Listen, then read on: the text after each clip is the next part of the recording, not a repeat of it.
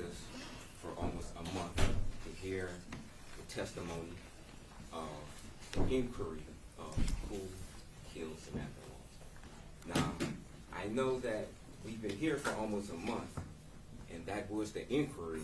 However, that question was never answered by the prosecution. Now, they want to say that the defense had a particular theory of what happened. Yes, we have a theory of what happened. Just like they stated, this is their theory. Now, as a defense attorney, do I know exactly what happened to Samantha Woll? No, I don't.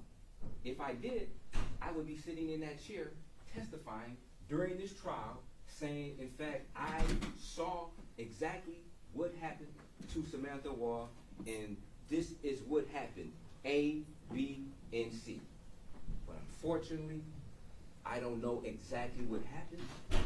I can look at the evidence, I can use my common sense, and come to a conclusion that I know for a fact that Mr. Michael Jackson-Bolanos had nothing, absolutely nothing, to do with the death of Samantha Woll. Now, throughout this case, I believe it was stretched dramatically.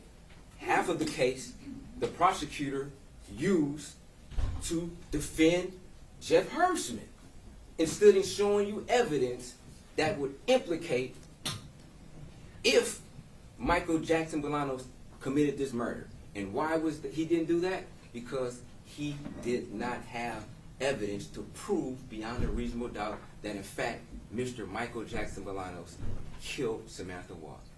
This particular case, he states, is circumstantial. This case involves the wrong person who just happened to be in the wrong place at the wrong time. We first heard from Kevin Mull, who was their witness. He testified that at first he couldn't even see the body from 40 or 50 yards away. He didn't even know it was a body until he got much closer. Prosecution wants to imply that, oh, this scene was lit up so much you would have been able to see Samantha Woll from space. Their own witness stated he couldn't even see it. He didn't even see or notice the blood at all. He states that he did touch the body. He touched an exposed part of her back. He then went back to his wife.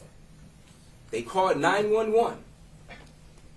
He was then asked to do CPR, and he stated in his mind he did not think CPR would be necessary because she was already dead, from his opinion.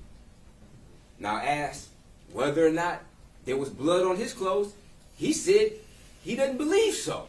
Now, did he actually check? Was his clothes actually analyzed? Had his clothes been analyzed, would we find trace amounts of blood on his sleeve or on his elbow? We don't know, because that was not done. We asked Detective Sanchez about whether or not blood or clothing is analyzed from an individual, and he stated there was no reason, if a responding person or caller of 911 touches the body, there's no reason to believe that there should be blood or analyze this particular clothing. But what do we have? We have a contradiction. Officer Dowd testified that in his report, he stated that nobody touched the body. And he spoke to Kevin Mull.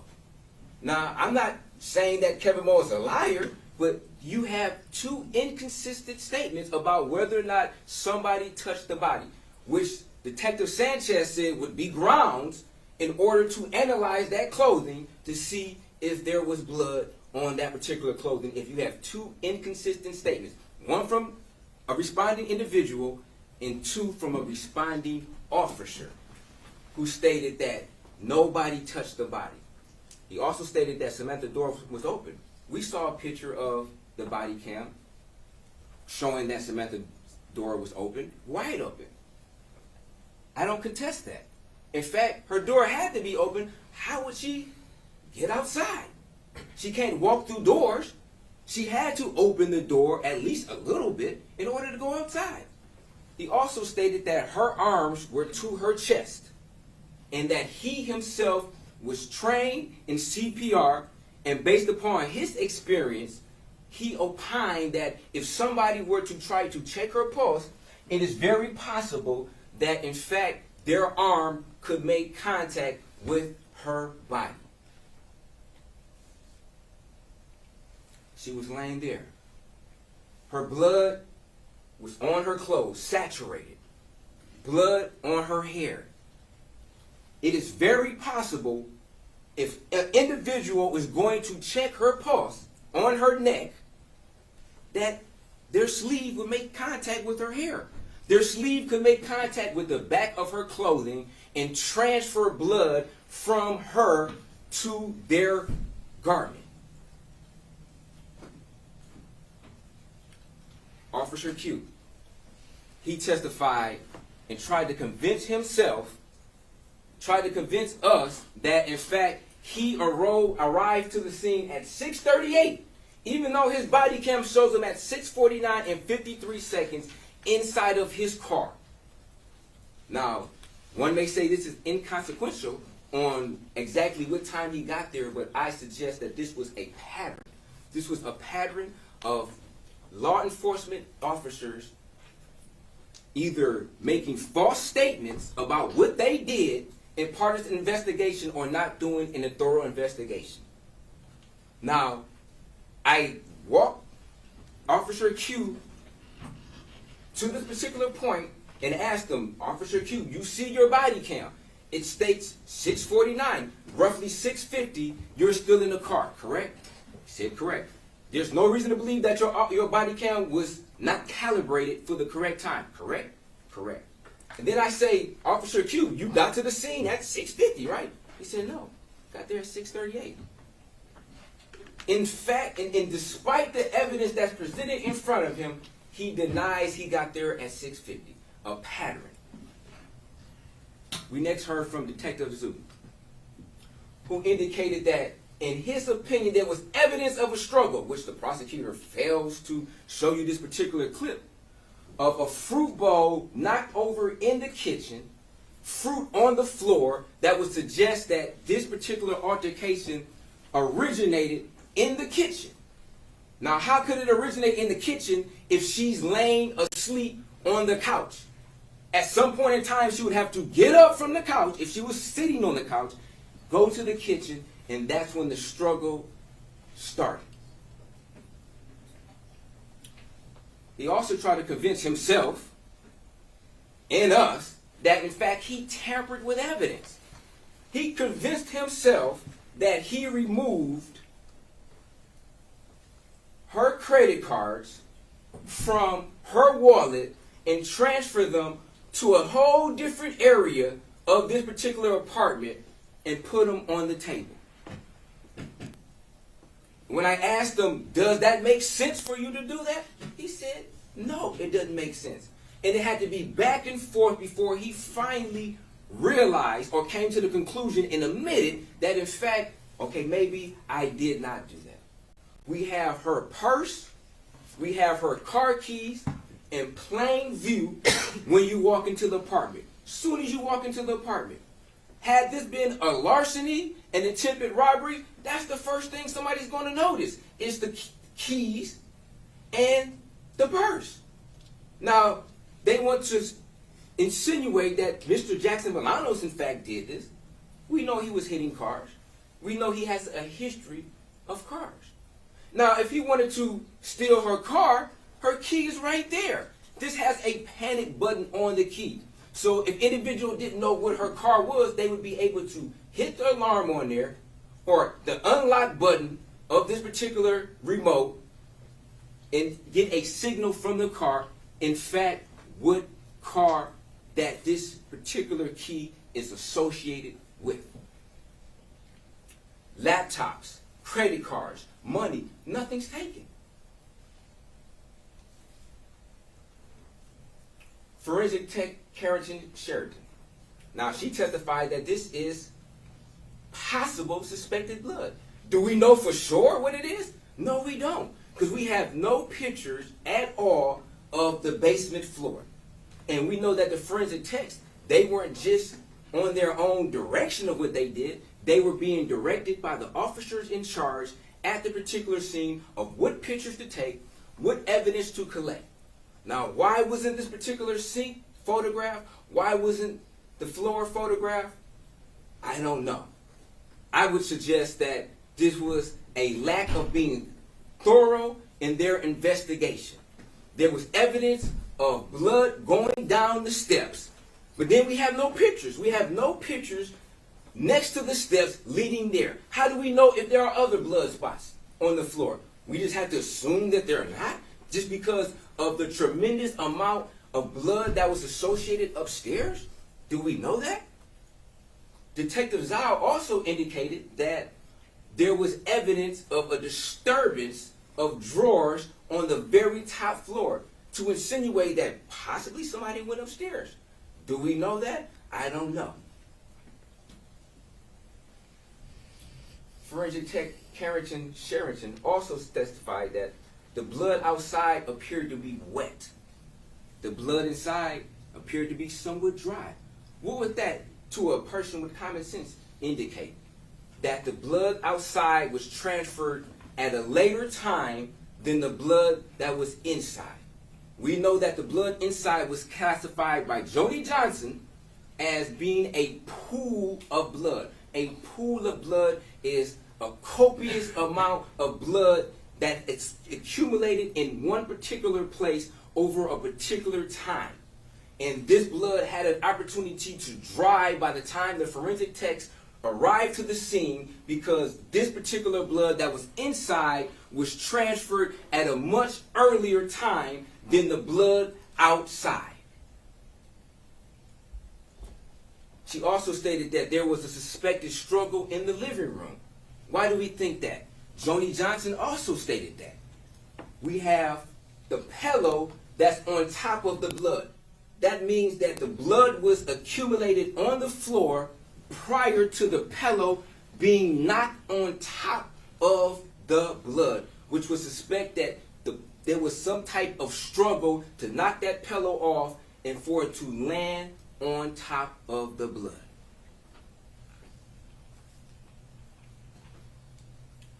Now, we also heard from their neighbor, James Griffin. He testified that he doesn't remember or doesn't acknowledge hearing somebody scream. However, that's not what he said on the night of. We know for a fact that he was trying to convince himself that in fact he did not hear the assault of Samantha Woll. Said he went outside around 1:20ish to walk his dog. He says he routinely goes out there around 12:30. This particular night was an hour later. He heard a very distinction of a woman originally screaming, saying, don't hit me no more. Don't stab me. A direction from the Joliet area. He never said anything about sound bouncing off of buildings. He never said anything about thinking it was somebody striking. He stated that he was feeling guilty for the last 24 hours, feeling callous for the last 24 hours because he knew in his heart. And then he tried to deny he said that. But then when confronted with the truth, he had to admit, but he wanted to explain it.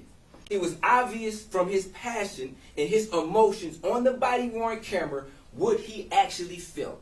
He also stated that the walls are so thin in these apartments that he just assumed it was somebody else's responsibility. It wasn't his responsibility, and it was eating him alive. And if anybody can reassure to him that he did not hear what he knows, what we know he heard, he can sleep better. It makes him sleep better at night, knowing that he could have done something. He could have maybe went there, called the police. She could have received medical aid much sooner than when she collapsed outside and when Mr. Hull found her. She would have been able to have medical attention around 1:20, 1:30. We wouldn't be here right now. We definitely wouldn't be here with an innocent man being accused of a murder he did not commit had she got that particular aid when she was originally assaulted. We then heard from Paul Spurgeon. What did he say? In regard to Samantha Woll, she did not sleep on her new couch since moving into Joliet. She also slept in t-shirts. She was miserable trying to make a relationship with Jeff Hersman work.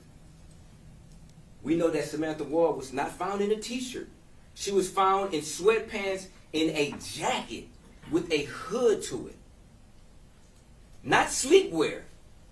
Not something that you would put on if you were preparing to go to sleep coming from a wedding. Especially if you never slept on that particular couch. Why would you be on the couch? Was she waiting for somebody? Did she travel home with somebody? We don't know. Everyone told Samantha to get rid of Jeff Hersman. We also know that she went to Utah to clean him out of her system. But after she returned from Utah, she was still in contact. Paul Spurgeon confronted her about that. He expressed his feelings as a friend to her about, why are you still dating this guy? You told me you were going to Utah to get rid of him, but you're still dating him? We know that Samantha Woll was also self-conscious about things. So she didn't want the criticism.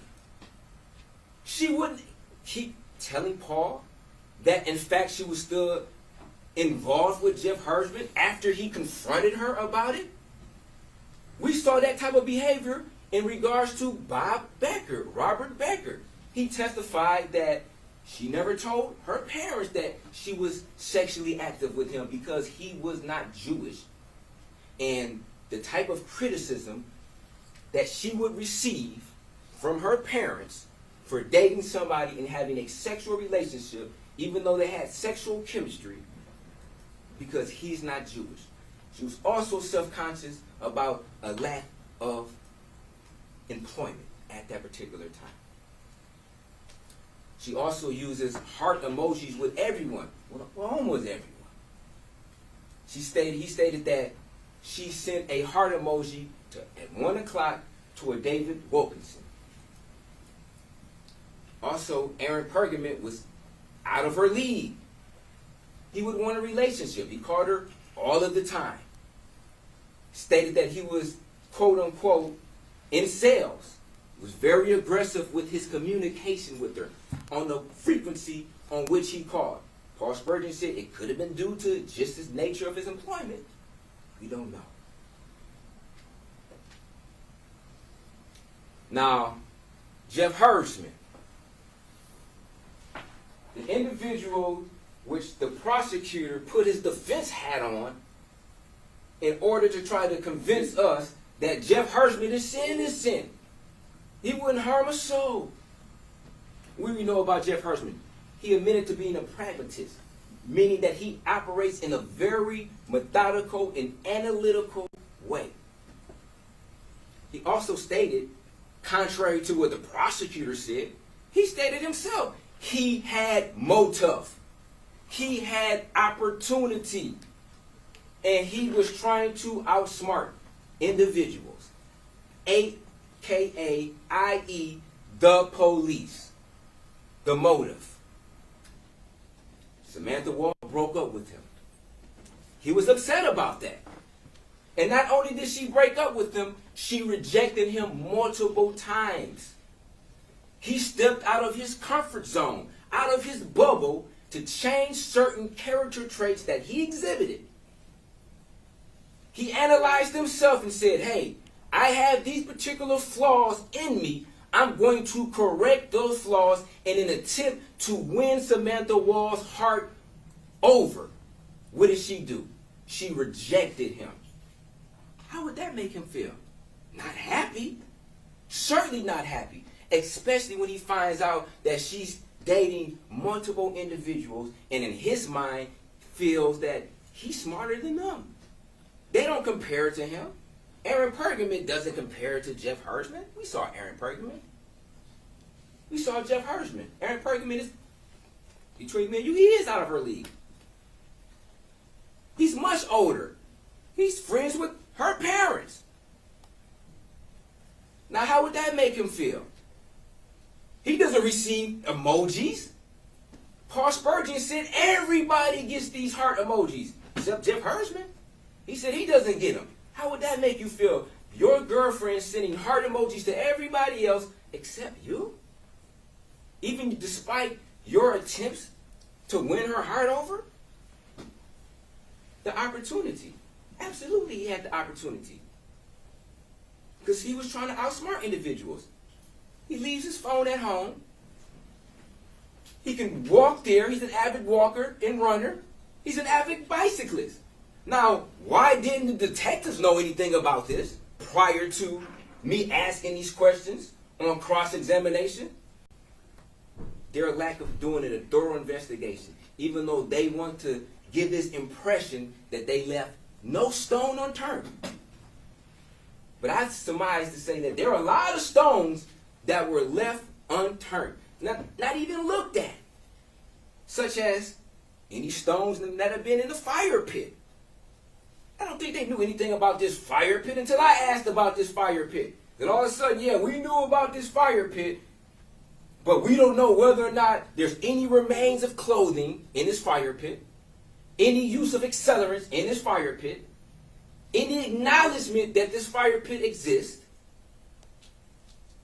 any photographs of this fire pit, no knowledge of a bonfire, which was testified by Paul Spurgeon and Jeff Hersman, no evidence whatsoever. When he was arrested, already had a criminal defense lawyer. Already had one when he talked to the police. Called his parents. And the police were very nice to him. Very nice to him. And we saw the I guess the difference in how Mr. Jackson-Bolanos was treated versus how Mr. Hersman was treated. Oh, would you like me to call your parents? Oh, would you like any snacks, anything to drink? Just very pleasurable, very cordial with them. Now, I'm not saying that they should have just been treating him like Mr. Jackson-Bolanos and calling him, a homeless motherfucking liar and not all of that. But they could at least show Mr. Jackson-Bolanos that same type of respect. However, his father tells him, don't say anything. Don't talk to the police. Mother doesn't even ask why he's there. He calls the police, and what mother doesn't ask why you are in the police station? What happened? What are they saying? What are they arrested you for? I mean, some type of questions would be warranted for somebody who cares about you, especially if they got a defense lawyer for you already. Now, I believe that Jeff Hersman, he told his parents prior to him smoking marijuana, becoming very paranoid, along with any other drugs he was probably taking, such as mushrooms, and then a combination of who knows what else, that led to a guilt-stricken paranoia where he just could not control his emotions at that particular time, and they just burst out, and he could not control himself. His parents probably said, wait, the lawyer right now, she's out of town or something like that. Don't do anything rash. He went there and started smoking and thinking about it. And he suggests that, he convinced himself. But what else we know? We know prior to him calling 911,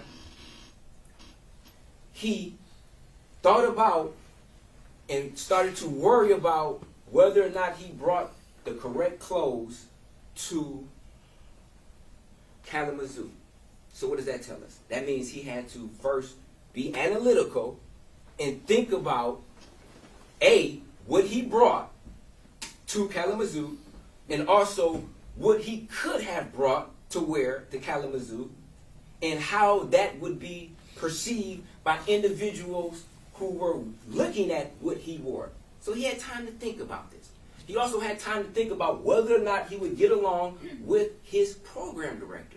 So he had to think about possible conversations of what could have been spoken about between him and his program director, possible conclusions to that particular conversation, and what could have happened to him based upon his conclusions on how this conversation could or could not go. So he had to be methodical and analytical about that. Also, before he called 911, he removed all his property from his hotel room. He knew he was going to jail.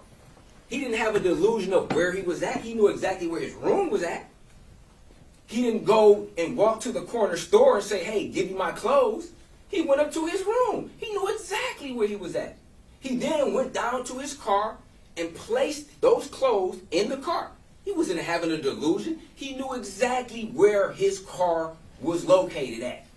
He knew where his phone was located at. He didn't go down and take his clothes and just throw them on the ground. He didn't throw them at the front desk and say, here are your clothes back. He was not having a delusion. He was told to say that. Very convenient for him to admit to killing Samantha Woll, and then conveniently, I was having a delusion because I took the wrong dosage. And my psychiatrist told me that that's a possibility. Where's the psychiatrist? We've heard from every expert that they could bring to try to substantiate what they wanted to put forth as their theory.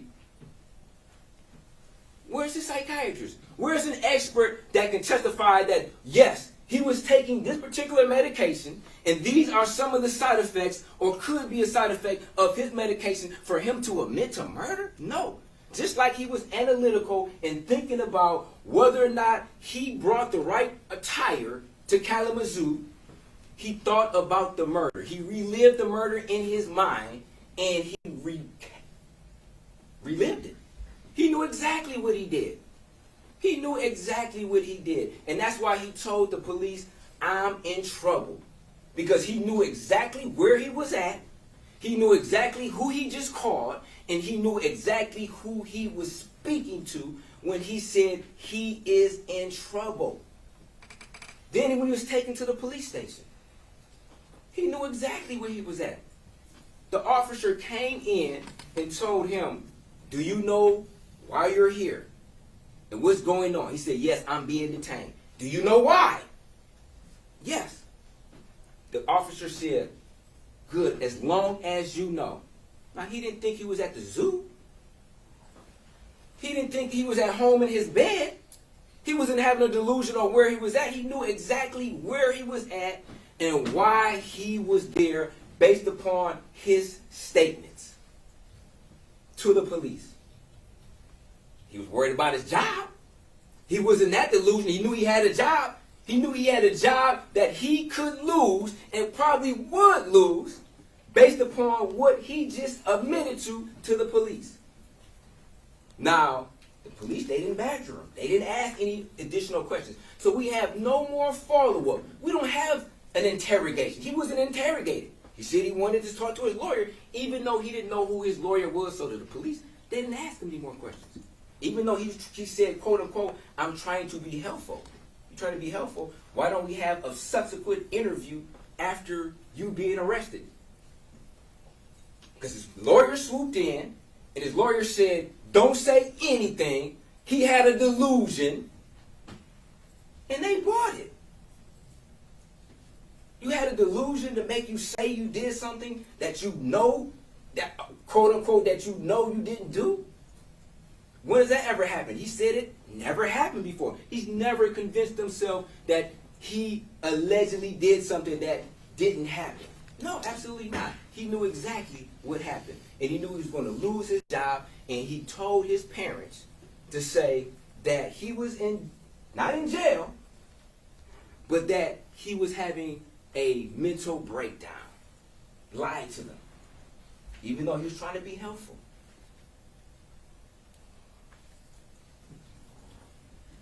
Now, they want to say that, oh, this is a seatbelt cutter. This is a knife. This is a knife. It's a blade.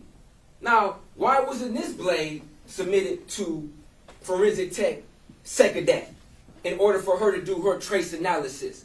Why wasn't the fibers even collected from this particular knife, let alone submitted to Secondary in an attempt to see whether or not the fibers that were contained in this knife actually could match the fibers that were removed from Samantha Woll's clothes?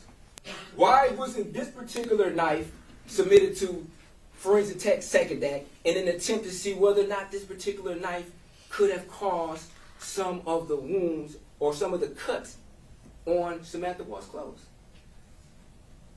Why wasn't this particular knife submitted to forensic tech Secondary? This is a characteristic knife. It has a straight edge, a single edge, which could be consistent with the cuts to Samantha Woll's clothing. But we don't know because it was never submitted. But they want you guys to think they did a thorough investigation. No stone is left unturned. This knife was never submitted. We have multiple pictures of Samantha Woll throughout Jeff Hersman's apartment. Now, we saw inside of Samantha Woll's apartment, and you will be able to see from exhibit number 10, the pictures of her walls. Not one picture of Jeff Hersman. Not one picture of Samantha Woll and Jeff Hersman. Jeff Hersman goes from room to room being reminded of Samantha Woll, looking at these pictures. We don't know what's on the back of these pictures. I mean, I'm not suggesting that there is, but could be some language on the back of the pictures.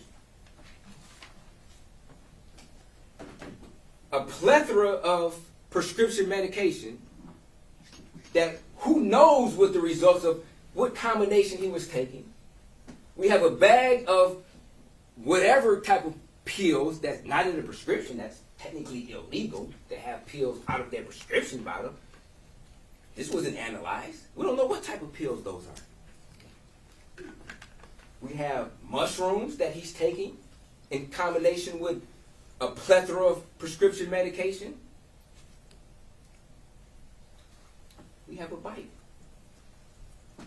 that we know Mr. Hersman is an avid bicyclist. Why wasn't this bike analyzed? Why wasn't it a closer picture of this bike? Did they even know Jeff Hersman rode a bike? Why do I have to flush these out? Do we know what Jeff Hersman was wearing on the day of October 21st? No. He indicated he went to the synagogue. Why wasn't anybody interviewed from the synagogue to see what he had? Why wasn't video extracted from the synagogue to see if Jeff Hersman was even there and what he was wearing? Detective Sanchez indicated, had he known what Jeff Hersman was wearing, then yes, they would have went and tried to locate that same clothing from his house and analyzed it. And why did they know what he was wearing? Because it was not a thorough investigation. Stones were left unturned. Now, as far as his location, where was Brian Tosis at with his nice map to show that, oh, we know that he was at this particular location? Where was Sarah Markle at to say, oh, I analyzed his phone and these are his phone records that would indicate he was listening to a podcast? Where's that evidence? He was listening to a podcast that night. Convenient. Now, his phone may very well have been tuned to a podcast, but he was in there listening to it. But yet we don't have that information at all. Even though they spent all of this time trying to convince us that Jeff Hersman didn't do the murder. He put on his defense hat and he went to work to try to convince us that Jeff Hersman could not have done it simply because his phone wasn't there? Is that it? Because your phone is not there? We heard from Sergeant Martinez, who indicated in his search warrant affidavit, he even stated that individuals leave their phones at home in order to detect their phone being located prior to committing a crime. We have gloves.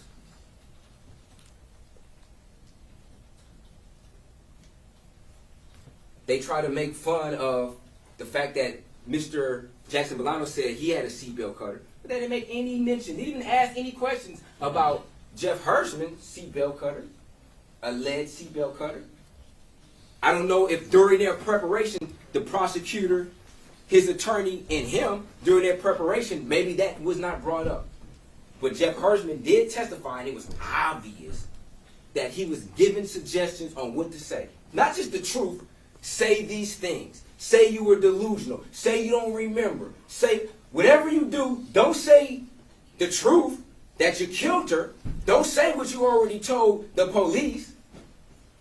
They gave him use immunity. And what is use immunity? Use immunity means that no statement that he states on the stand can be used against him. He has immunity against that. So if he got on the stand and said, yes, I did kill her, I want to finally come clean and clear my conscience, they would not be able to use that statement against him. But why not give him transactional immunity? If you really believe he's so innocent, why not give him transactional immunity, which means that we cannot prosecute you at all during this case for the death of Samantha Woll, period. And you know why? Because I think they deep down may have had some reservations on how sincere Mr. Hirschman was when he tried to recant his statement. It's like, why would somebody admit to something they didn't do? And this was, the search of his house was done on November the 8th, weeks after the death of Samantha Woll. He could have disposed of whatever type of evidence he had. Burnt it, threw it in the trash, drove up to Kalamazoo and threw it on the dump. I mean, he could have did anything with it. They didn't search his house then, on the day afterwards, and they'd be like, oh, we didn't have any probable cause. He had individuals who testified or told the law enforcement that he was depressed and he was not all the way there mentally, and they had concerns about Jeff Hirschman's mental status.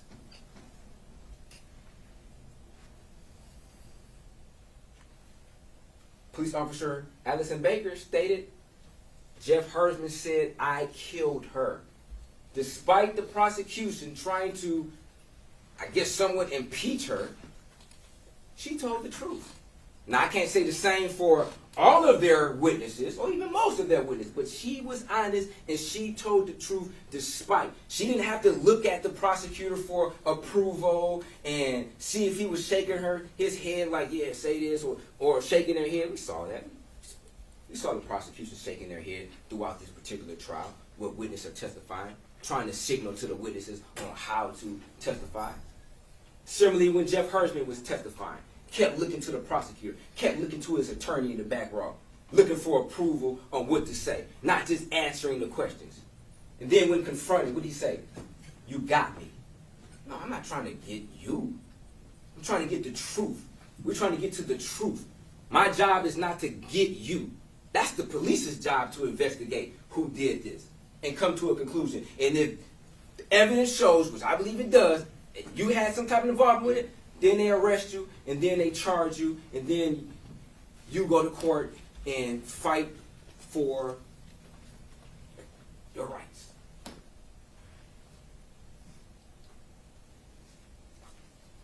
Now, Aaron Pergament testified, lied about having a key, lied about being sexually active. There was some type of mention that at one point in time he was a stalker. Now, Sergeant Martinez testified that he felt that Aaron Pergament lied to Officer Crenshaw when Aaron Pergament said he did not have a key to Samantha Woll's apartment. Put that in his search warrant. He testified to that.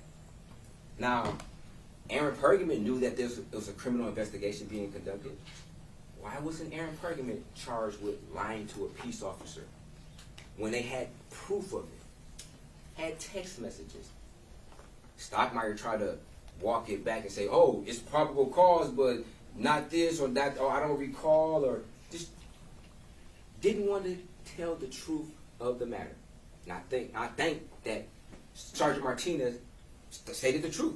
even though he did not take pictures of the inside of Jeff Hirschman, he was truthful about that. He didn't take pictures. He was truthful about he didn't thoroughly examine it. Now, the ADT, Jesse Conwell, testified that at least 2 minutes for the system to go into idle mode, stated that the motion at 4:20 a.m. had to be brief in order for the system to then go into idle mode at 4:22. We know that there was motion that was detected at 12:32 in the a.m. and from 12:32 to 1:24 there had to be constant motion because the system never went into idle mode for this period of time. For almost an hour there was constant motion. They also indicated that, for the prosecutor, they stated that, if she was on the couch, the system wouldn't detect it. So therefore, the system would go into motion from 12:32 to 1:24. There had to be some type of constant motion between 12:32 and 1:24 to prohibit the system to going into motion.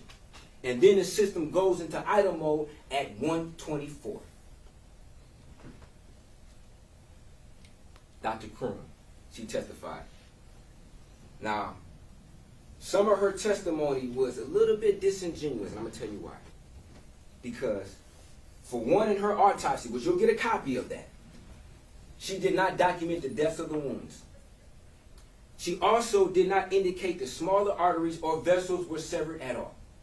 Why is that important?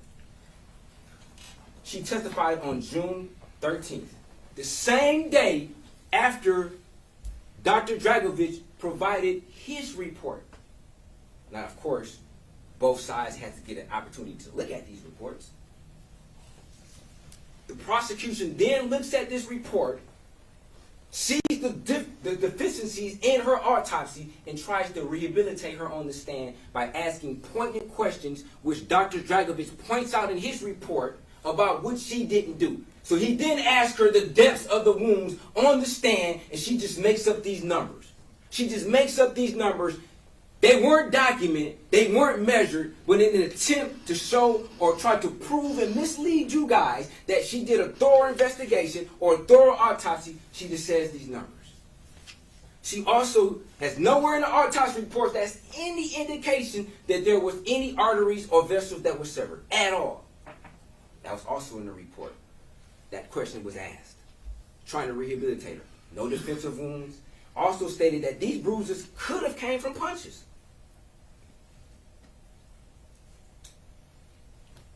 She has a bloody nose. Why does she have a bloody nose? Why is there blood in her nose? Did she get hit in the nose? According to the autopsy, we don't know because it was not thorough. Bruises on the side of her head. The prosecutor wants to say that this was a terminal fall, but she got bruises all over her body. Also, we have evidence of a struggle prior to the bloodletting in the living room.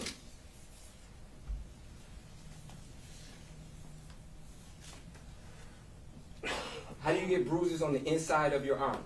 Is that conducive with somebody trying to grab your arm? To try to control your arm? Is it?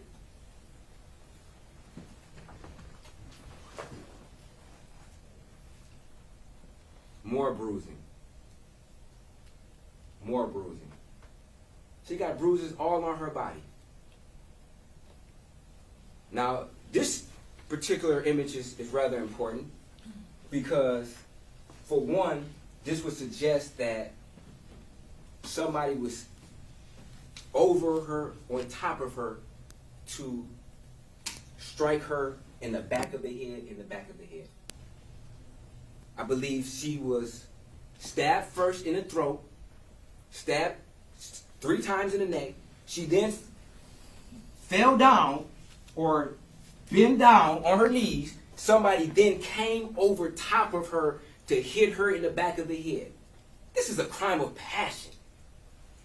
She wasn't a threat at that particular time. Somebody had the distinct intent to murder her, to stab her in the back of the head, to stab her in the back of the neck. Dr. Dragovich indicated that these wounds would indicate that there could be a loss of consciousness and then a later possible regaining of that consciousness. Stated that she had an incomplete autopsy. Autopsy report did not make any mention of whatsoever that there was a severance of any major blood vessels, could mean that that person could survive for hours. There was no indication of what was the final thing that killed her at what particular or when that could have happened. Based upon his reading of the autopsy, he could say that it's very possible that she could have been stabbed, assaulted much earlier, lost consciousness in the hallway, in the pool of blood, and then regained consciousness some time later, triggered the motion, and then went outside. No wounds that were indicated as far as their deaths. Stab wound to the back of the head possibly resulted in a loss of consciousness. Failed to document whether or not there was any compromise to the respiratory system with an analysis of the lung tissue sampling, but did note that there was hemoaspiration. But also noted that the respiratory system was unremarkable, which means normal. That's a contradiction. Like, which one is it?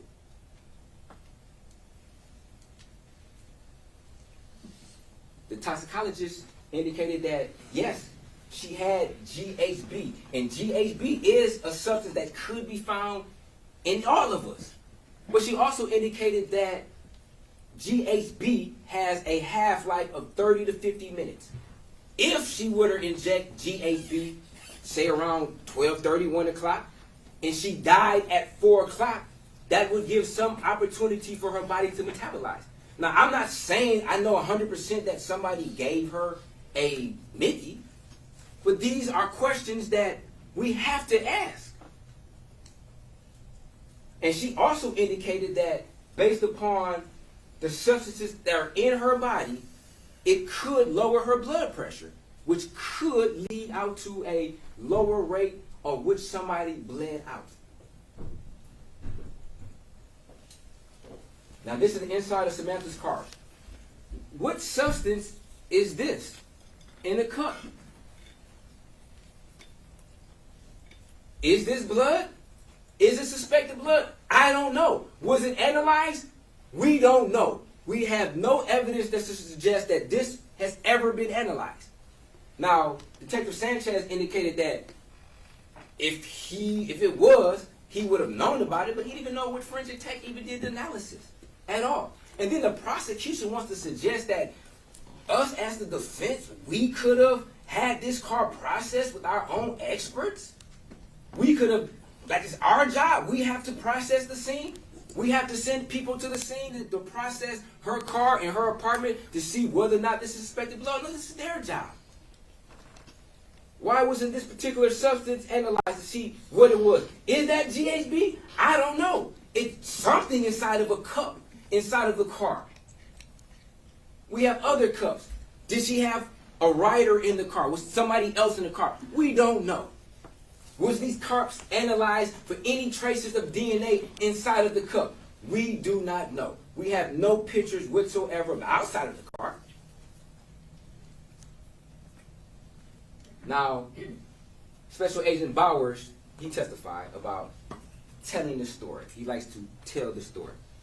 But in order to tell the story, you must go from its original nature of the story. The original nature of the story was her purse, her keys, plain view when you walk inside the house. The edited story is the purse is then moved to the kitchen table. So when he gets there, he's looking at a totally different story than the original story. The original story was this purse was in this particular location. Nothing was taken. Obviously, things are of value in plain view. Laptops, wallets, car keys, credit cards, money. If this was a robbery, this would have not been in this picture. It would have been taken. They want to suggest that Mr. Jackson-Bolanos is such an opportunity that he doesn't pass up any type of opportunity to take anything. But you don't take somebody's purse. You don't take their car keys. You don't take laptops. You don't take money. You don't take credit cards. You take these things if this is a robbery. So the story that this is telling me is, this is not a robbery. Whoever came to do this, Samantha Woll, had no intention whatsoever to rob her. They didn't come to rob her. They came to kill her. Drawers unransacked. If somebody's coming to your house to do an armed robbery, they are ransacking that place. There's nothing that's not going to be left. That table will be empty. Those drawers will be pulled inside out. The TV would be gone. There would be some type of documentation or some type of evidence that would suggest that somebody was ransacking this place, and it's none. The only type of things that it suggests is that there was some type of struggle. That's the only evidence that shows things being knocked around. They suggest there was a struggle, not somebody trying to ransack the place, snoop through the place, see what they can find to steal. Detective Marco. She stated that our phones show us everything. Cellbrite gives us the information on what's in your phone. We have Mr. Jackson-Bolanos' phone on the left. What do we notice that's similar to Samantha Woll's phone? Mr. Jackson-Bolanos has his location services enabled. Find My iPhone enabled. And for those who don't know or have an iPhone, in order to find your iPhone, you must have your location enabled. And that's a feature. If you lose your iPhone, it will give you on the map where your phone was last located, as far as a GPS coordinate in a dot. Not a time-advanced phone record, which is not as thorough as a GPS location. We have Samantha Woll's GPS location. And why do we have Samantha Woll's GPS location? Because her phone location services were enabled. Her Find My iPhone was enabled. Why don't we have Mr. Jackson-Bolanos? They both had an iPhone. They both had their location enabled. Why don't we have any GPS for Mr. Jackson-Bolanos at all? We just have time-advanced records that place them in the location. But we can place hers exactly where her phone was at. Even though nobody took the time to input these particular coordinates and give it to you on the map, because they love their maps. They had multiple maps through the course of this particular trial. Why wouldn't they map this? This is a different variable. Now the prosecutor wants to suggest that, oh, the phone could be in the same place and not moving and have a different location.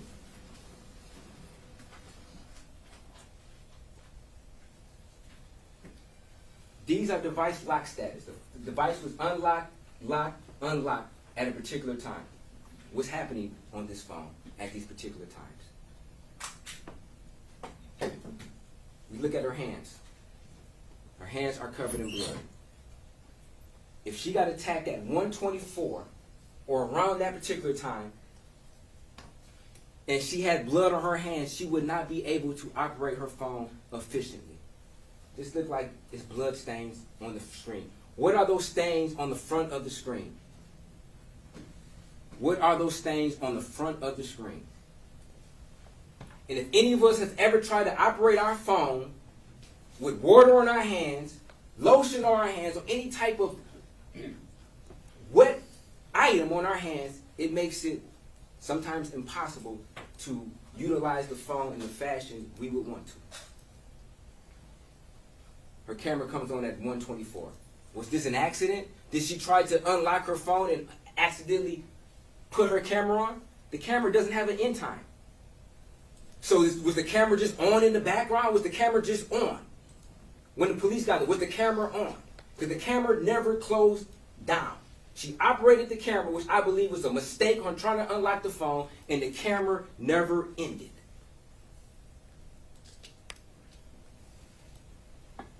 Now, Detective Marco also testified to that she searched Aaron Pergamons and Jeff Hersman's phone. And in her opinion, there was nothing incriminating. Then when I asked her about Mr. Jackson-Bolanos, whether or not, like, you didn't find anything incriminating on his phone, she was like, oh, well, that is a subjective opinion. I can't give you my, but you gave your subjective opinion when he asked you. This didn't want to be truthful. Just want to steer this particular investigation in this particular trial on what the prosecutor wants, not being honest. She also stated that she remembers looking in the paper around the time that allegedly Jeff Hersman was released from jail. She said she vividly remembers this. And then she was shown a newspaper article and said that refreshed her memory of when it happened. And then tried to suggest that Mr. Jackson-Bolanos had an attempt to do a same-day passport to flee the country? That's absurd. Guy Nutter, he indicated that he did not collect shoe impressions because the police basically tainted the scene. It was so much traffic in and out of this particular scene that he didn't collect any type of shoe prints. Is this a shoe print? Circle? Looks like one to me.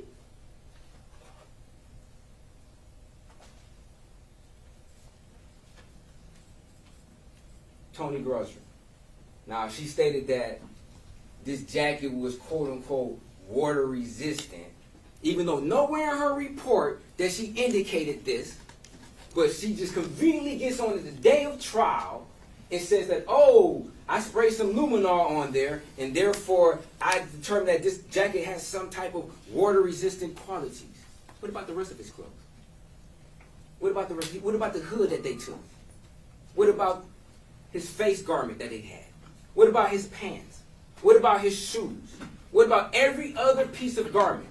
Were those also water-resistant? Why was any traces of blood on there?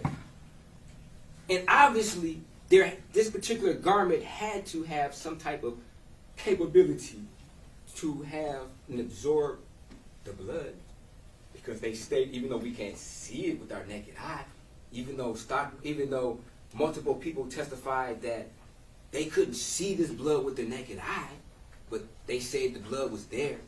So obviously, this particular garment had to have some type of saturation. So it can't be 100% waterproof or resistant. We show markings on it right now. They're able to draw on this particular jacket. Obviously, this jacket had the type of material of which somebody could illustrate some drawings, some markings on there, and some type of absorbing on the sleeve of blood. Then we had Joni Johnson. Now, I believe the blood tells the story in this particular case. We already know that there's evidence of a struggle in the kitchen. This is where it started, in the kitchen. Samantha Woll was not in the living room where this altercation started. Now, she may have ran to the living room in an attempt to maybe get her phone and being followed and pursued. This is the living room. What does their own experts say? The saturation and transfer stains of the living room rug and pillows indicated a blood-bearing object contacted these items following the bloodshed event. So what does that mean?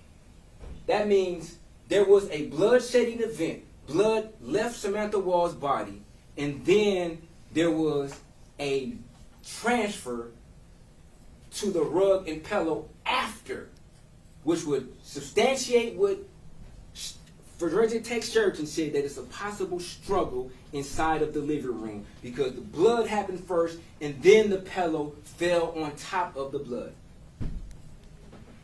The drip stains on the living room rug, couch, and footrest indicated a blood source moved through these areas.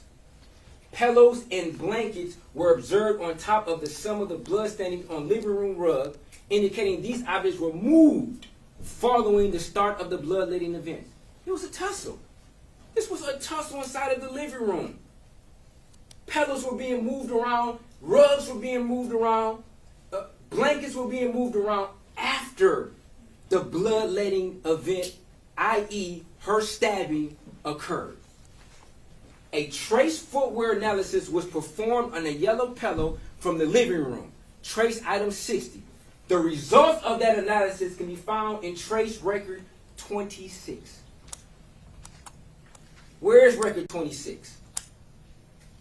There was an analysis of the pillow, of the footprint, that was recorded in a record.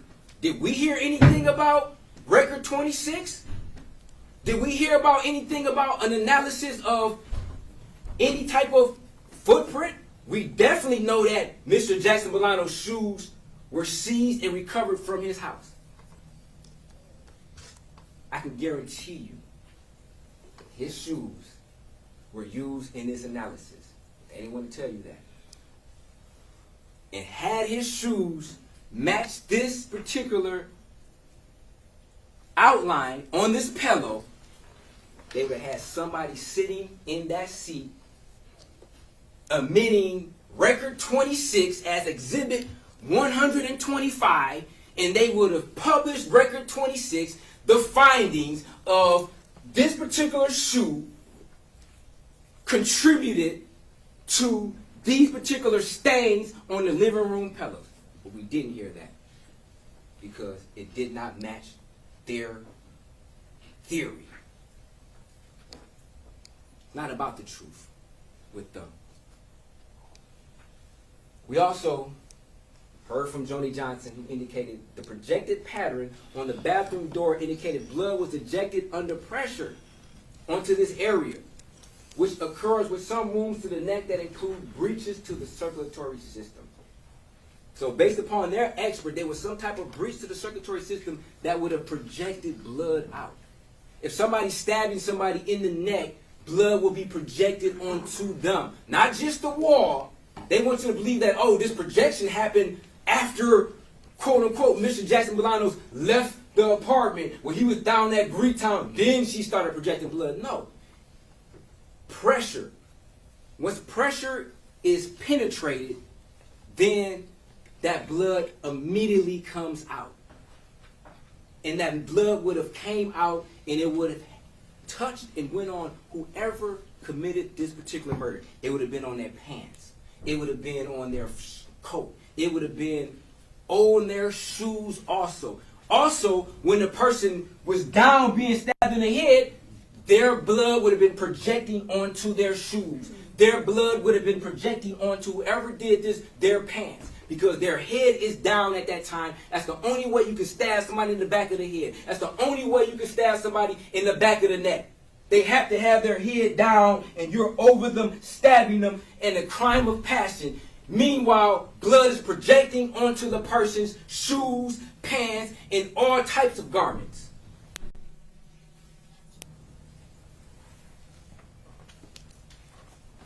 A pool that has been altered were on the hallway floor. This indicated a blood source was in this area for a time and actively bleeding.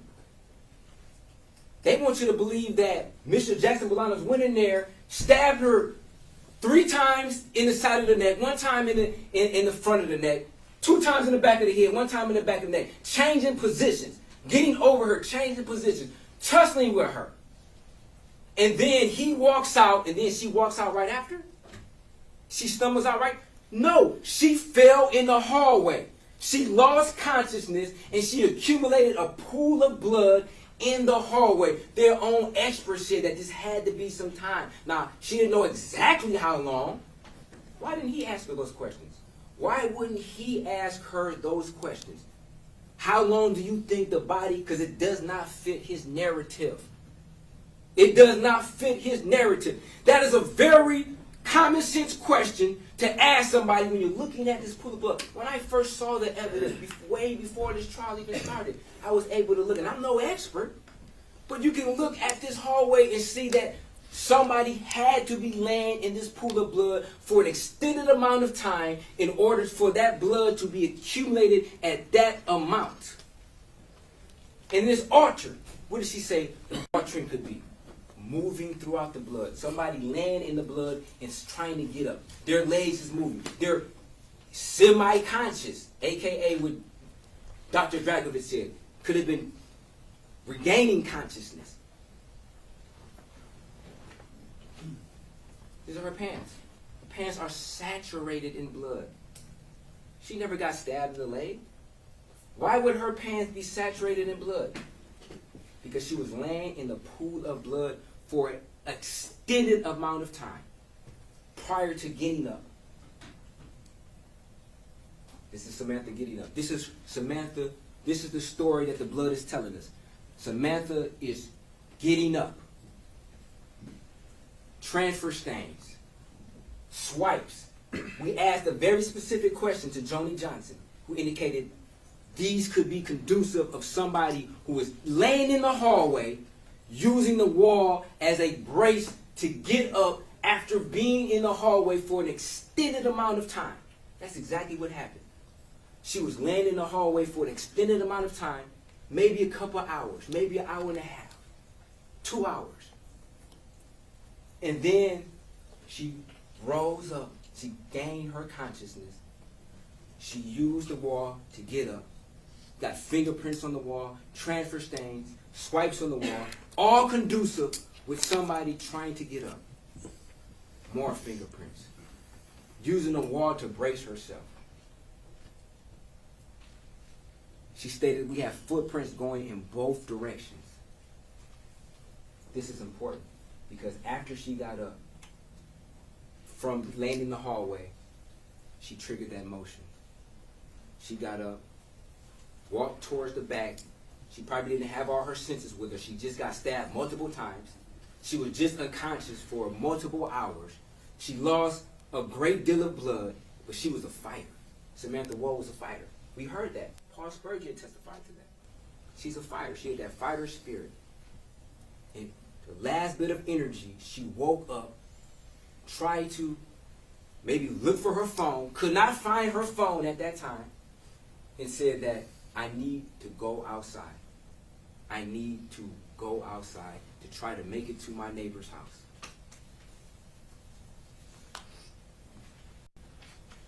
We have transfer stains on the exterior of the door. We know the door was open, right? Per Officer Dow's body cam, we know the door was open. So whoever did this attempted to shut the door behind them. After they did this to Samantha Woll, they attempted to shut the door. That's why there's transfer on the outside of the exterior doorknob. That's why there's transfer stains on the exterior of the deadbolt. And there's also transfer stains on the interior. So when that person left around 1:30-ish or 1:20-ish, closed the door behind them, Samantha Woll had to at least pull the door. Maybe the door did not close all the way. Do we know whether or not the door gets stuck? Because we heard that she has a habit of sometimes leaving her door open. Is that because sometimes she thinks she's closing it and it doesn't close all the way? We heard from Mr. Cronwell, who indicated that the door could be, what did he say, 1 inch, 1.5 inches, or 1 inch, and it appears closed, but the sensor will say that the door was still open. Her door wasn't wide open. She would never leave. She would come home at 12:30 and just leave her door wide open for the whole world to see. She probably thought she closed her door. Nobody tested her door to see whether or not, if we look at Q3, whether or not this door jamb of her door is not flush enough for the door to close. We've all probably encountered doors before where some doors take a little bit more force to close. Some doors you can just close and they close because there's enough room between the actual door and the door jamb. Some doors rub against the door jamb.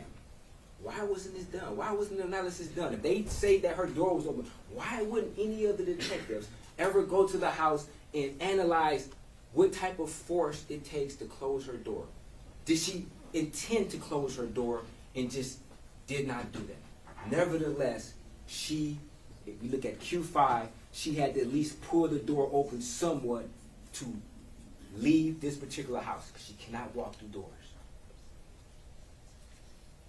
She then had to somebody had blood on their hands when they touched the interior of the storm door. Also, when they touched the actual screen to the screen door. She was then found outside. Saturation stains around her neck, saturation stains in her hair. I believe Joni Johnson also indicated that if somebody were to try to check her pulse, could blood be transferred from her onto their clothes? That's exactly what happened. The prosecution wants to make it so far-fetched for somebody to try to check somebody's pulse, lean over them, check somebody's pulse, and you see her hair covered in blood, and for their back of their sleeve to rub against her hair? Why isn't there blood anywhere else? Why isn't there blood all in the front of him? Why is there only blood on the sleeve of his arm, on the arm he touched her with? Where's the rest of the blood? That's not a coincidence that there's no blood anywhere else on any of his clothes. That's not a coincidence. The reason is because he did not kill Samantha Woll. Brian Tosis testified that all he can say is, oh, Mr. Jackson-Bolanos was in this particular area. He was in this particular area around this particular time. He never denied that. Not once did Mr. Jackson-Bolanos ever say, hey, I was not in these areas. He admitted he was downtown. Now, can he remember every single area he walked to? Probably not, because he went to a lot of different areas. He went to a lot of different apartment structures. Did he ever go in any of buildings? Absolutely not. Absolutely not. Now, where is the time advance records for Aaron Pergamon? Where is the time advance records for Jeff Hersman? All we have is time advance for Mr. Jackson-Bolanos. But they did such a thorough investigation. We didn't see it, even though they spent half of their time playing defense lawyer, criminal defense lawyer, defending Mr. Hersman. Trooper Alex Martinez, like I stated earlier, he testified, somewhat truthfully, I believe, that in fact, he believed that Mr. Pergamon was lying about having a key, even though Mr. Pergamon was not charged, with lying to a police officer. He also indicated in his search warrant that people leave their phones at home.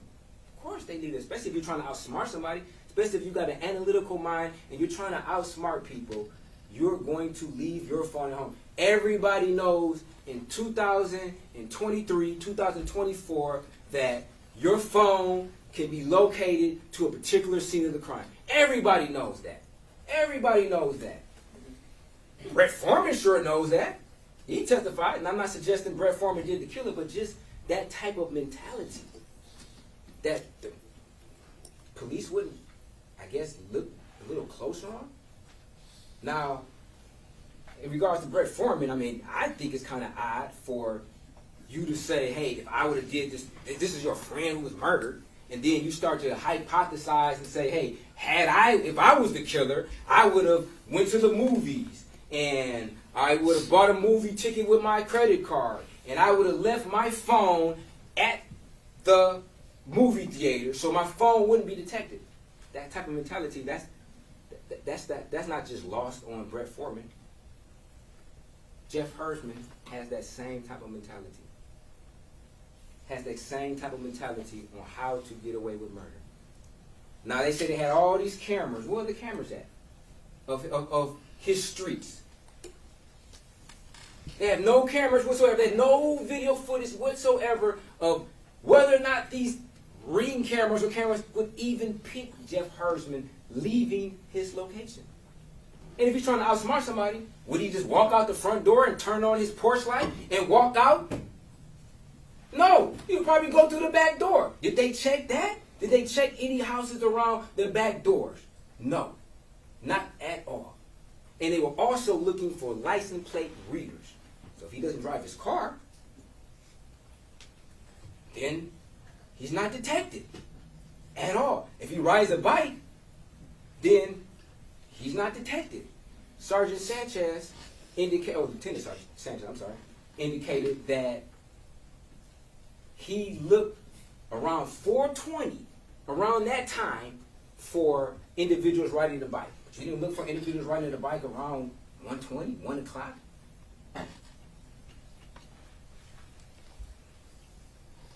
Then we have video surveillance. Sergeant Lash Sullivan. We have video footage of Mr. Jackson-Bolanos avoiding confrontation. We have individuals on the top of the screen who's walking out. Mr. Jackson-Bolanos did not know whether or not these individuals knew he was breaking in the car. He avoids the confrontation. He walks away and he hides. He's hiding. He's not confronting people. He's getting away from people. He doesn't want a confrontation. After he takes some time of hiding, he then emerges. He's walking back.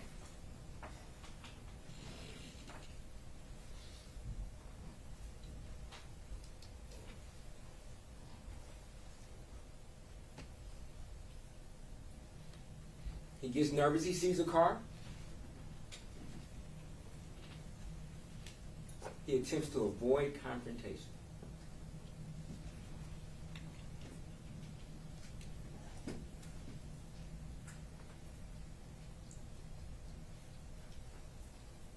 Doesn't know whether or not these individuals were the ones who were walking. He doesn't know whether or not he was seen going into cars. He's avoiding confrontation.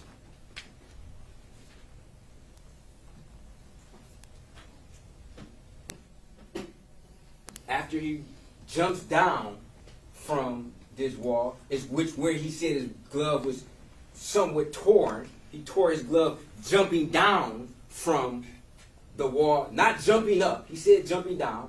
Prosecutor wanted to mischaracterize and mislead his testimony. He said when he jumped down.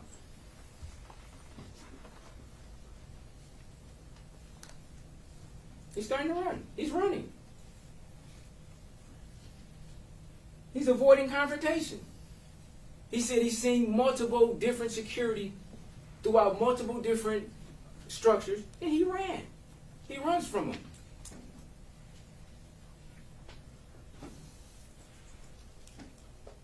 Here we have Mr. Jackson-Bolanos again, running. Avoiding confrontation. Looking over his shoulder. He's avoiding confrontation.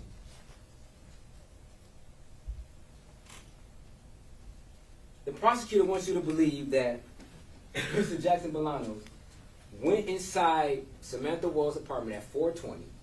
I don't know, they just keep trying to gloss over the struggle inside the kitchen because it doesn't make sense. It's literally impossible for all that stuff to happen in the time frame that they say it happened at. So Mr. Jackson-Bolanos allegedly comes inside, I guess confronts her inside of the kitchen. How would she get to the kitchen though? She would have to have some type of motion to get to the kitchen. Because that's where the altercation started at, inside of the kitchen. Multiple of their own witnesses said that there was suspected struggle inside of the kitchen because of the fruit and the fruit bowl that was knocked over. So whoever did this, the altercation started in the kitchen. So how would Mr. Jackson-Bolanos, who we never saw walking towards her apartment, and they want you to believe that Mr. Jackson-Bolanos just stabbed some tires? Like, that doesn't even make sense. Like, he didn't do any type of breaking into cars as far as breaking the window. He hit some handles. Yes, he did. He opened car doors. If the door was locked, he moved on. He didn't use any type of breaking as far as breaking the window, picking the locks, anything of that sort. They had no type of evidence or reports, the police, that any cars' windows were broken into on that particular night, even though Ms. Grady testified that her car window had been broken into before. Multiple times her car window's been broken into. We didn't get one report that whole night from any of these apartment complexes, which they know where he was at. that anybody's windows were broken into. Especially not any tires were slashed. That doesn't even make sense. Were they just trying to say he was just a slasher? He's Jason? He's Freddy? Say he was just in a slashing mood? Say that he was practicing? That's absurd. Say he was practicing to see if his knife is sharp enough. So he's saying that, oh, I'm about to go into somebody's house that I don't know they're in there, because he's saying that Samantha surprised him. So if the person doesn't know that an individual is in a house, why would they practice stabbing some tires to see if their knife was sharp enough to kill somebody? That just doesn't even make sense. That just defies all logic and common sense, that particular theory. It just doesn't make any sense at all. So there was motion at 420, which we know is Samantha Woll in her last attempt to leave the apartment. But however, they want you to believe that Mr. Jackson-Bolanos came in there at 420, tussled with her, hit her a couple of times, stabbed her twice in the neck, in the front of the neck, 3 times in the side of the neck, twice in the top of the head, once in the back of the head, in the back of the neck, all in what? 20 seconds? 10 seconds? Their own witness said that this activity had to be brief from 420 in order for the system to go into idle mode at 422. It had to be brief. Can't do all of this. And then they saying he's a thief. He's an opportunist. He's so desperate. He's so desperate for money. But you see all these things of value and you don't take it after you just allegedly committed a murder? You don't take things of value? You don't take a purse? You don't take a wallet? You don't take a laptop? You don't take car keys? You don't at least open the door? There's nobody in there. There's no evidence whatsoever that from the outside you will be able to see her door open. Then they show you with the light on. So they want you to believe that Mr. Jackson-Bolanos, who's been avoiding competition all night, is going to walk into an apartment with the light on at 420? He didn't touch any door handle of any apartment. No, none at all. There's no surveillance whatsoever that suggests that he even walked up to any window and peered in and looked in. Touched nothing except door handles of cars. And I'm not trying to say that what he did was right. We're not saying that Mr. Jackson-Bolanos is an angel. But what he's not a murderer. He's not a home invader. Those are two different things. Now, they're trying to stretch it and say, oh, a person who will go into your car, will go into your house and stab you? That's a crime of passion. If a person who's a petty thief, which he's been a petty thief, goes into a house, sees somebody, he runs. He runs the opposite direction. He doesn't run towards them and start to stab them. He doesn't run towards them. He runs away, which is consistent with what Mr. Jackson-Bolanos has been doing that entire night, running away from people. Running away from people. Not running towards them in an attempt to assault them. For what? To go and break into somebody's house to assault them for what? Just to kill them and not take anything? To not ransack? To look for anything? What purpose would that be? And then he's walking. He's walking. He's walking towards people. Surely he would have been, after the projection of blood and all that blood, he would have had blood on him. He's walking towards individuals. He could have walked the other side of the service drive, walked down the grass and stayed in the shadows. Obviously he knows people are outside. He's walking right by them. They would notice somebody covered in blood at 4:20 in the morning, 4:23 in the morning. They would notice that. That would pique your curiosity. That's something you would not forget. Nobody else is out there who's walking. They're striking. They don't even bat an eye. They don't even turn their head. They don't even notice him. Had he been covered in blood, had he had blood on him, he's not wiping his face. He doesn't have blood on him. And just like Sullivan stated, they blew this picture up to 1,000% to see if they could have any traces of blood on Mr. Jackson-Bolanos. They analyzed that, super analyzed that. They had the FBI, they had Michigan State Police, they had Detroit Police. You don't think they analyzed that? We know they did because Sullivan said they blew that picture up to the most that they could And there is no evidence to suggest whatsoever that he had a trace of blood that's visible. Only a little trace on his arm for touching her.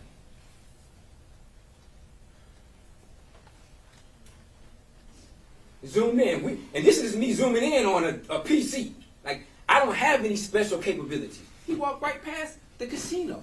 Who would commit a murder and walk past the casino? Everybody knows the casino has 4K cameras. Their cameras are top notch, high quality.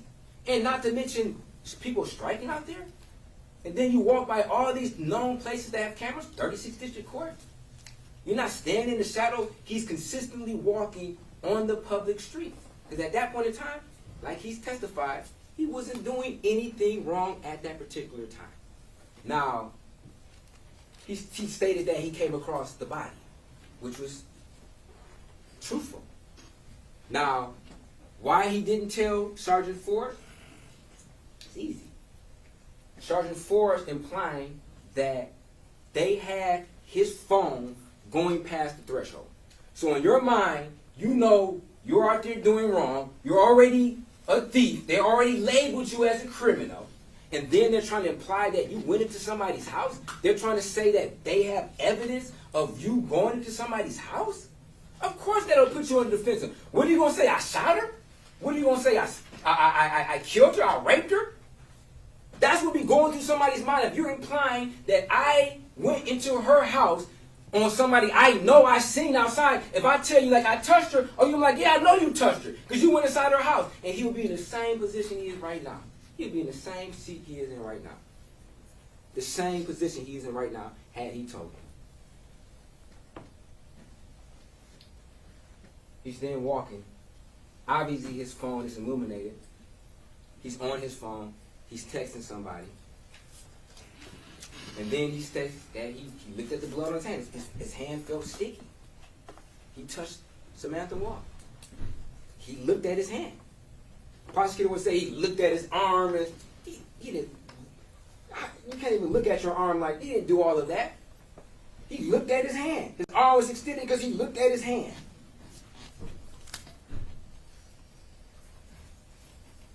And he panicked, which is understanding.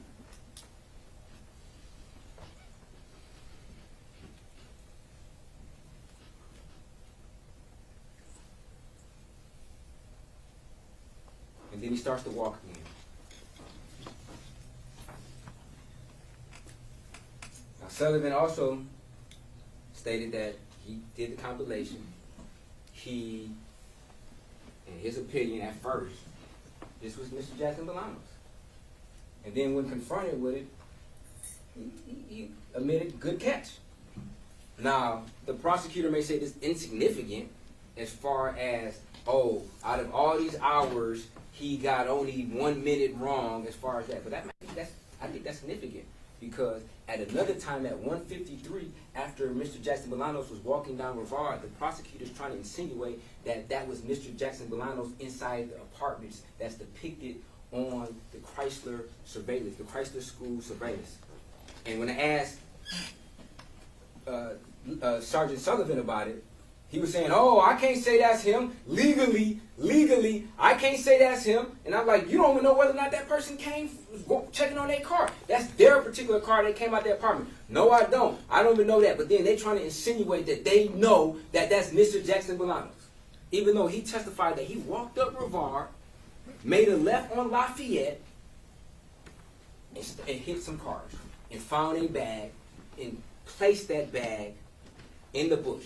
And we also know he has a history of doing things like that. Because when he climbed over the wall, Sergeant Ford even admitted he didn't have a bag. He stashed the bag in the bushes. He has a habit of stashing bags in the bushes and then going to an apartment structure and then going back to retrieve that bag. So when he did that with the bag on Lafayette, that wasn't out the ordinary.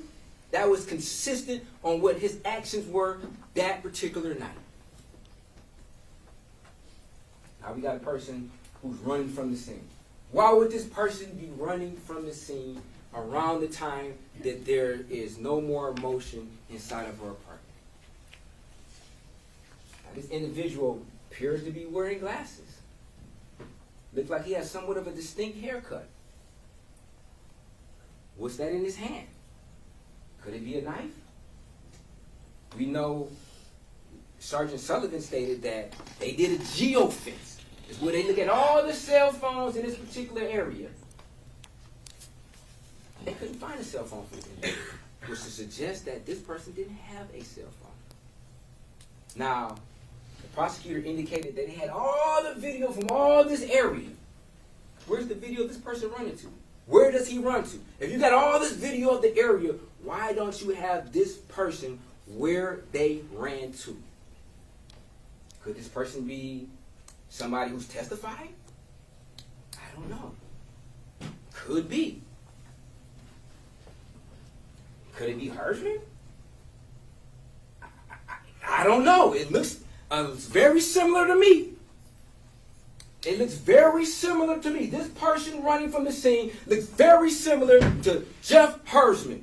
Haircut, glasses, even the coat he's wearing looks very similar.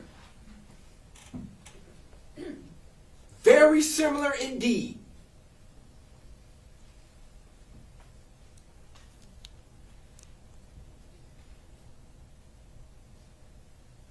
Now, why don't we have the video of where this person ran to?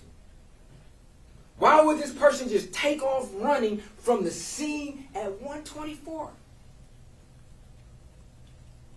Who was tasked with getting the video surveillance?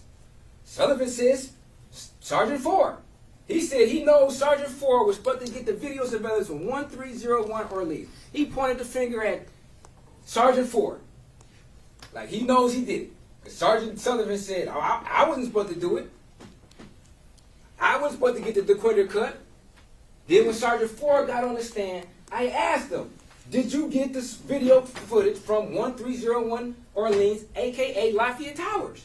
And he said no. And I said, if Sergeant Sullivan testified that you were supposed to get the video from 1301 Orleans, would that be true? And he said no, he must be confused.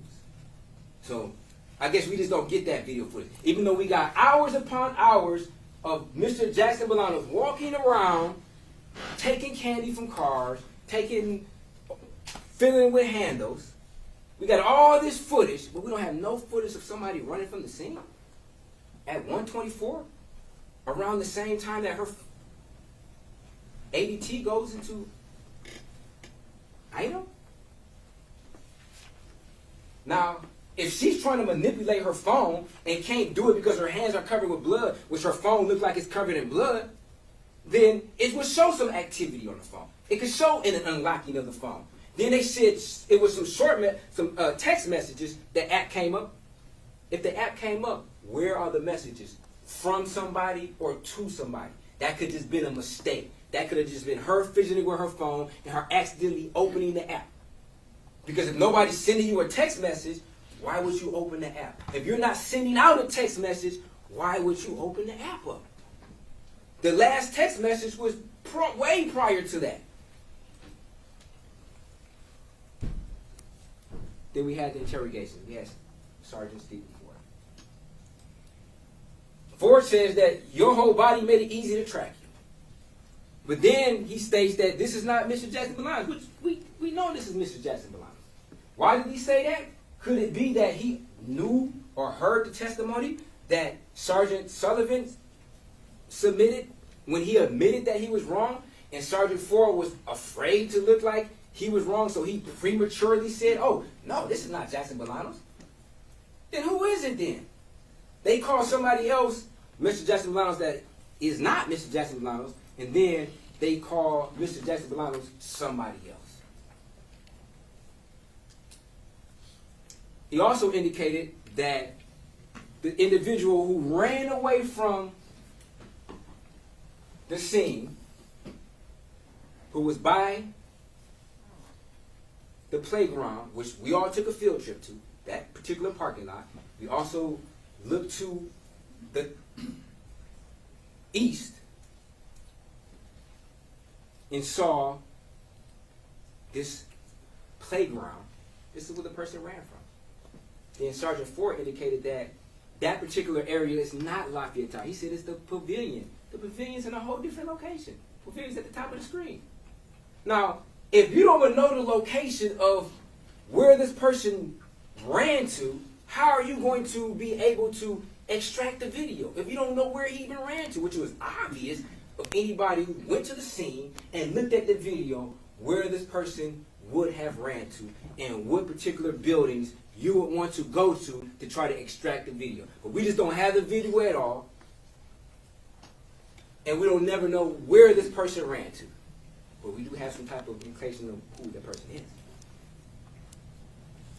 Now, Sergeant Ford, in his interrogation of Mr. Jackson-Bolanos, which was totally different than Jeff Hersman's interrogation, used deceit, telling him that we have you going past the threshold. We know you went inside her apartment. Repeatedly kept saying her. Repeatedly kept referring to her. And then when Mr. Jackson-Bolanos responds to it, what does he say? I mean, this is just over and over again. We're going through this. Right, and we're going through it. You guys are homicide, bro. I'm not in the same fucking field. Vietnamese is totally different from a fucking homicide. Getting into a car, this is different, bro. I did not do no homicides. I don't know nobody. I didn't see nobody. Nothing, bro. This happened over a month ago. So we've been working on this for a while, right? Okay. So we're having this conversation after we've been working this constantly.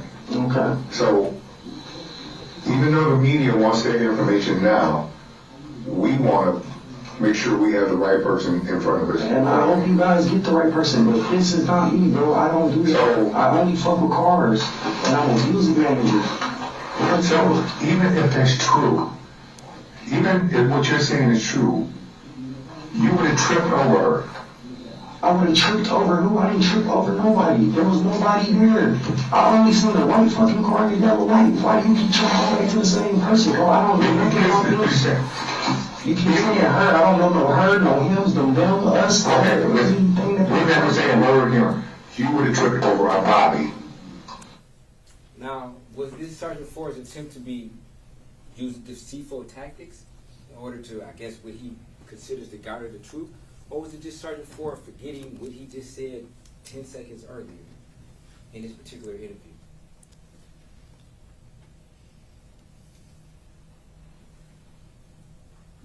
We had Patrick Lane, who originally started this interview with Mr. Jackson-Bolanos, who indicated that this particular interview or his inquiry was based upon some glasses that were pawned at a pawn shop. Now, if you're sitting in a police station and and detectives are interviewing you about some very expensive glasses, one could be like, hey, I didn't rob nobody to get these glasses, because especially if you have the knowledge of people get killed for these glasses. Anybody knows about Cartier glasses? People shoot individuals for these glasses. People rob people for these glasses. There's been a lot of death in this city alone for these glasses for years, for decades. People have been getting killed for these Cartier glasses since I was young. So if you're being questioned, of course you're like, hey, I didn't rob nobody for it. I found these glasses. And then they shift the interview to talk about cars. Didn't say what day, didn't say necessarily where, but we want to talk about some cars that being broken into. Mr. Jackson-Bolanos denied it. He did. The prosecution states that Mr. Jackson-Bolanos does not tell the truth unless he's confronted with evidence. And some of that could be true, because he did admit to it. He eventually did admit to it. But he also volunteered other evidence that they didn't have at the time, such as he take pictures of cars. He took a picture of that Challenger, which they didn't know about. They didn't have his phone extraction at that time, which he did take a picture of a car. He took a picture of one car that particular night. That was truthful. Sergeant Ford indicated that they have the technology to see where his phone was at. What does Mr. Jackson-Bolanos do? He voluntarily surrenders his phone. He says, take my phone. I'll give you the consent You can look through my phone. I'll give you the consent. In an attempt to hopefully can be exonerated, I guess he was thinking that they have GPS because he knows his location zone. He shares his location with his girlfriend. They share the location together. So if she can see where I'm at any given time, why can't the police see where he was at that particular time? Why can't they pinpoint his GPS coordinates at that particular time? Why they got to go back, oh, he was just in the area. Very convenient. Very convenient. Sergeant Lang, he didn't watch any videos before the interrogation. He had 10 minutes worth of information prior to the interrogation. Sergeant Ford indicated that, in fact, he provided Sergeant Lang those videos. So did Sergeant Lang just fail to watch them? To not do your homework prior to investigating and interrogating? Mr. Jackson-Bolanos also said that he held a gun before. He didn't know Samantha Woll was stabbed. He thought she might have been, because that's the '1 type of homicide in Detroit. It's a shooting. So he was like, hey, I didn't shoot nobody. I've held a gun before, but I've never shot. Detective Lang himself said that had Mr. Jackson-Bolanos indicated, hey, I didn't stab her, then yes, that would have raised his suspicion because she was stabbed. Or had Samantha Woll been suffocated to death, and he's like, oh, I never choked nobody out. That would have raised suspicion because he, in fact, said he didn't do what the very cause of that particular individual's homicide would have been. But Mr. Jackson-Bolanos, he didn't know how she died. He didn't know what the particular cause of that particular death was. Was it a stabbing? Was it a shooting? He didn't know that. He was honest with that. Sergeant Ford put him on guard that he didn't want to have anything to do with this. He didn't want to have anything to do with it. He understood that who he was, where he was, and where he came from as far as his background. Sergeant Ford also said that himself, like, we know your background. We've done our homework on you. This is somewhat out the character. You must have been working with somebody. No, I'm not working with nobody as far as no homicide. Maybe I have been working with others for some cars, but not for no homicide. To go into somebody's house and commit a murder and stab them 8 times? And where she was stabbed at, this was very strategic. Somebody wanted to kill her. She wasn't stabbed by somebody who's scared, who's just swinging and would have stabbed in the arm, maybe stabbed in the leg, stabbed in the stomach. This was all for the neck. And then after somebody was on top of her, stabbed her some more times. This was deliberate. This was a deliberate act, a crime of passion. This was not some just, oh, I'm walking in and I stumble across somebody and I get scared and I'm going to run against them and then I'm going to stab them multiple times. Absolutely not. Then we had the now officer in charge, Lieutenant Sanchez, who indicated that he became the OIC 5 days before trial on June the 5th. 2024, testified that he only collects clothing when there's visible smears and patterns of blood, even though Mr. Jackson-Bolanos was visible. He also indicated that if there's any type of contradiction between whether or not somebody touched the body, he may seize the clothes. We had a contradiction between Kevin Moore and Officer Dow on whether or not that body was touched. And I'm not suggesting that Kevin Moore is the murderer, but to do a thorough analysis, especially for comparative reasons, and I guess maybe the prosecution wants to suggest, oh, us as defense, we could have went over to Kevin Moore's house and took his clothes and did our own independent analysis to determine whether or not he has blood on him. I guess they might come say that on everybody. Because they've already implied that, like, it's the defense's obligation to investigate and solve this case. Even though that picture looked like Jeff Hartman, I think we may have. Where's the clothing of Jeff Hirschman? Like I stated, he indicated that had he known what Jeff Hirschman was wearing, he would have seized those clothes. Okay, how do you find out what he's wearing? You ask questions. You go interview people who at the synagogue and say, did you see Jeff on Friday? What was he wearing? He was wearing this? Okay. Then we can go to his house and see if we find some similar clothing that match those descriptions. How else do we find out? We extract the video. He doesn't even know if there's video even at the synagogue. I'm pretty sure there probably is video at that synagogue. But they didn't take the time to pull that and extract that video because it didn't fit their narrative. Now, Jeff Hersman, he was talking to his parents, and he also stated that, or was stated to him, that a friend of his, Martin or Marvin, he acted like he didn't know what I was talking about when I asked him, knows a judge, and that judge is working behind the scenes to get you released. We know judges sign warrants. Charges can't come forth unless the judge signs that warrant. Does Jeff Hersman have powerful people? Obviously, it was indicated to him there's a judge that they know that is being contacted while he's in jail. Then he's just released.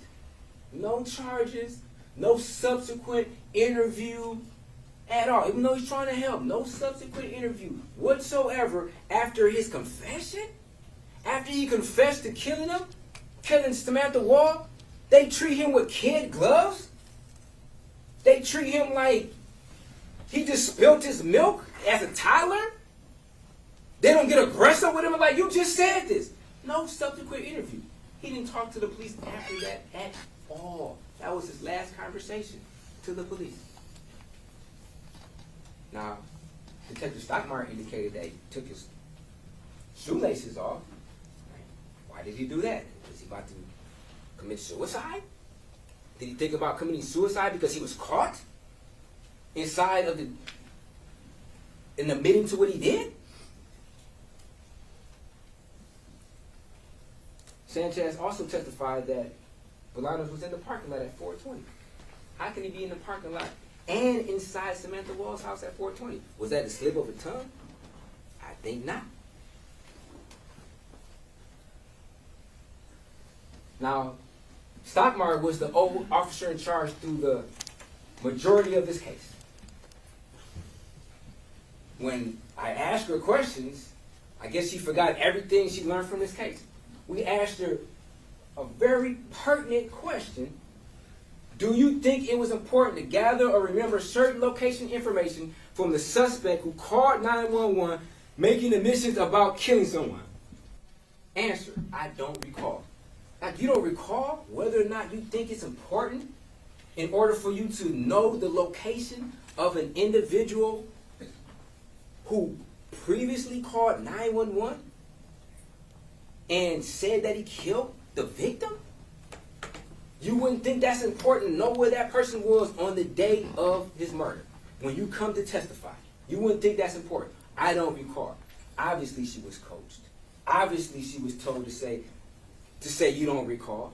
I asked her another question on how she felt about something, whether or not she thought it was important. I don't recall. I don't recall. She doesn't recall anything? You don't, as the officer in charge, you don't recall what you did as part of your investigation? And Lieutenant Sanchez only became the officer in charge on June 5th, 5 days before this trial? Now we're in this trial and you're testifying and you don't remember anything? Doesn't recall thinking it's important to investigate a stalker with no geolocation information during the time of the murder, who has a key to the home of the victim. She doesn't recall if that's important. Doesn't currently know whether she thinks it's important to investigate a stalker with no geolocation at all, who is the key to the home of the victim.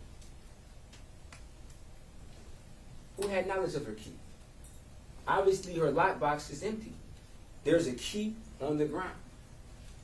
Why is this key on the ground?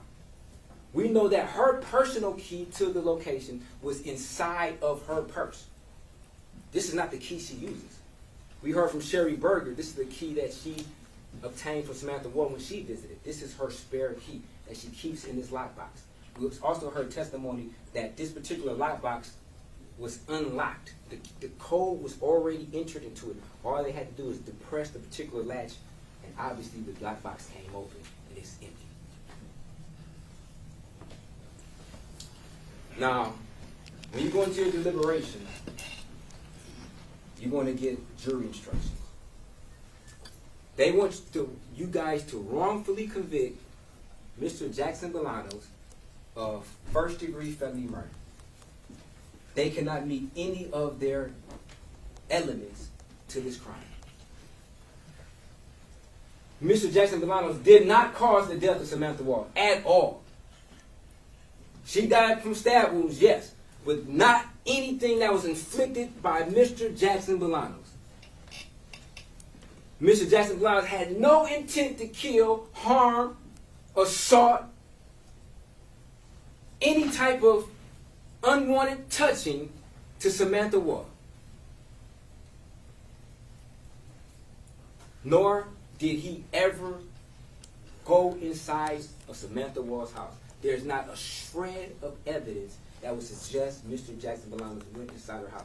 Contrary to that, it's evidence that he did not, based upon what he was doing that night, hitting handles, stealing candy, stealing backpacks. You're not going to steal a wallet? You're not going to steal a laptop? You're not going to steal a purse? You steal candy, but you're not going to steal a purse? You're not going to steal car keys? You're not going to steal things that have an apparent value to them versus stealing some candy, some gloves, some chapstick, some headphones that were in a bag? That doesn't make sense. The prosecutor must prove beyond a reasonable doubt that Mr. Jackson-Bolanos tried to do an attempted larceny, that he attempted to take some of Samantha Woll's property without consent. There was movement of that property or attempted movement of that property. And he intended to deprive Samantha Woll of that particular property. And they can't prove that. There was no attempt. Because if there was an attempt, they would have been successful. He would have been successful in removing whatever property he wanted from that particular location. He would have took things. Things of value. What else was... We've heard from witnesses, if there was something of value that was taken, surely the prosecution would have put that witness on the stand and say, oh, I know Samantha has this particular item, and it's not there no more. Or Samantha has this particular item, it's not there no more. All her items of value were there. So now the prosecutor wants to try to insinuate and suggest like, oh, we don't know whether or not anything was taken. They can't prove anything was taken because nothing was taken other than Samantha Woll's life from somebody who intended to take her life. And I feel bad for not just Samantha Woll, but the family, because they're not getting justice. They're not getting justice right now. With this individual on stand, on the trial, fighting for his life, this is not justice. This is not justice. Like I said, the blood tells the story. Samantha Woll is speaking through her blood. The fact that this particular incident extended for a period of time. She was in the apartment for a period of time. She then got up, triggered the motion, stumbled outside, and collapsed. This did not happen in a matter of 2 minutes. Their own experts contradict that. Their own experts contradict their very theory that Samantha Woll got stabbed and then stumbled outside. And they want you to believe that Samantha Woll didn't start bleeding until whoever did this left the scene. Absolutely not. Absolutely not. Whoever's footprint that was, in record 26, because we know it's not Mr. Jackson-Bolanos' footprint. Whoever's footprint that is the killer. Judge objection. Can we approach on that? Yes.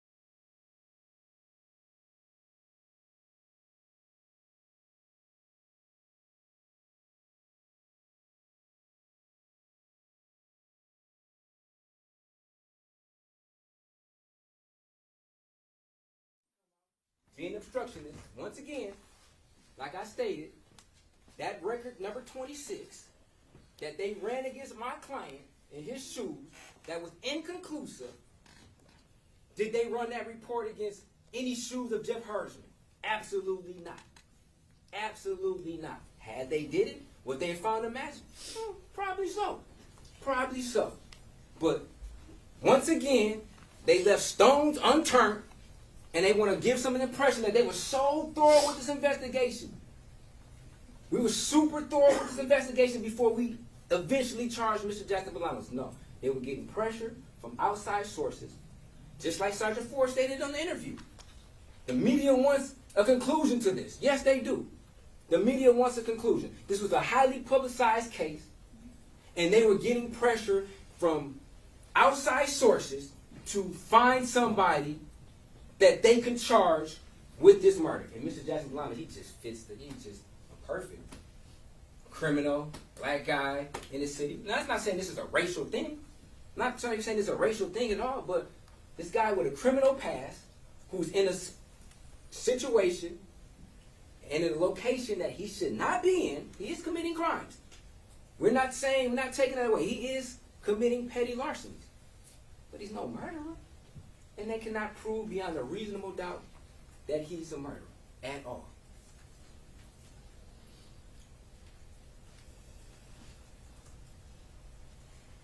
Definitely they can't prove that he went inside the house. Because the truth begets truth. Lies beget lies. It's like when Ford, how you going to be deceptive with somebody and then expect truth? Especially when you put people on guard. See, like the truth is like water. And what I mean that, it's not just because we need the truth to survive, like we need water to survive. The truth is like water in the sense that if I take this bottle of water right now and I pour some gasoline in this water and I shake it up, then I drink the water. The water's going to be bitter. It's going to be nasty. Why? Because that gasoline is going to contaminate the water. Same thing with the truth. If I had a bottle of truth and then I shake it up and I put some lies in there, it's going to be bitter because why? The lies will contaminate the truth. Now, Mr. Jackson-Bolanos, he took this stand and he was very truthful. And just like water can be filtered for contaminants, an individual can lie originally, admit to those lies, and going forward, be completely honest. He said what he was doing down there. He never escaped responsibility. He never pointed the finger at anybody and say, oh, this homeless guy did this. Even the detective himself said that. He never tried to point the blame at anybody and say, yeah, I saw a homeless person buy this or could have did that. No, the homeless person was on the other side of the street. Couldn't have did that. At all. Yeah, he stated that he didn't touch the body originally, but then he came clean. He told police officer Chad Osmond, in fact, what had happened. And Osmond obviously was nervous, obviously felt some type of pressure because he wanted to say that he couldn't remember whether or not Mr. Jackson-Bolanos told him that he touched the body. And then confronted with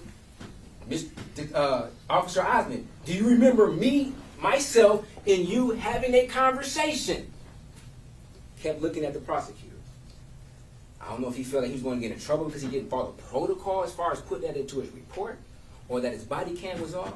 But the truth is that Mr. Jackson-Bolanos told a Detroit police officer sworn to uphold the law that in fact he came across Samantha Woll and he touched the body. Now whether or not Osmond put that into his report, that's beyond Mr. Jackson-Bolanos' control. Whether or not he told somebody. Now, I can guarantee you that if Mr. Jackson-Bolanos would have said, I killed her, that would have been in Osmond's report. But it's very convenient that the statement that's consistent with what he told his lawyer, that he touched the body, that's left out the report. Now they want to talk about, oh, this phone call where Mr. Jackson-Bolanos is denying going to her pockets. There was an insinuation that, okay, yeah, Mr. Jackson-Bolanos, yeah, he is innocent. The judge like, okay, yeah, more or less, yeah, he is probably innocent. But being the thief he is, quote unquote, from the judge, he probably tried to go into her pockets, and that's how he got the blood on her. And Mr. Jackson-Bolanos categorically denied that part of the statement. The fact that there was an insinuation that he went into her pocket. No, I don't do any weird stuff like that. I'm not going to go into the dead person's pockets. That's what he meant. And they tried to just show you, play a portion of that card. They take it out of context. And then try to show, play a card that indicated, okay, if this is poker. Poker is poker. Poker is chance. It's a game of chance. So if somebody used that particular thing, sometimes you got to play the cards that are dealt in poker. You got to play the hand that you're dealt. And some things are beyond your control in that particular field. So he's trying to insinuate that, because poker is based upon deceit. This ain't no deceit. We don't know exactly what happened. I have a good idea who did it. Now, what exactly would happen in that apartment? I don't know. So it's a theory. But as far as my theory, as far as who did it, I think it makes more sense than what they're saying of who did it. There's no reason whatsoever why Mr. Jackson-Bolanos would have went in there and stabbed her 8 times. Could not have done it in that amount of time. And then walked towards a group of people, not running. Just doesn't make sense. So ladies and gentlemen of the jury, your job, your duty is to be the gatekeepers, to stand on the front line of this injustice, of these insinuations that Mr. Jackson-Bolanos committed this murder. I don't know if they believe it themselves. Detective Sanchez, Lieutenant Sanchez, he's seeing the picture of Jeff Hersman in the running team. A light bulb might have shifted on in his head. And after you guys do your job, because that's what they want you to do. They want you to do their job. They want you to say, because it's a possibility.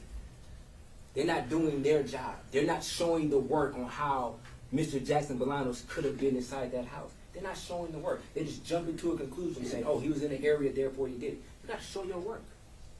Just like when we was in elementary school and we had long division. When they asked you, was 757 divided by 41? We couldn't just give an answer. We had to divide and do the subtraction. We had to show our work on how we got to that conclusion. They just jump into a conclusion. They want to show you all this misdirection. We interviewed Hersman, we did this. Where's the proof that Mr. Jackson-Bolanos went inside this house? It doesn't exist. Where's the proof that he had an attempt to go in there to commit an assault or a larceny? There's no proof. So ladies and gentlemen of the jury, we ask you to do your job as jurors and see that the prosecution has failed to meet their burden beyond any type of doubt. Any doubt, or reasonable doubt. There's no doubt at all that Mr. Jackson-Bolanos is innocent.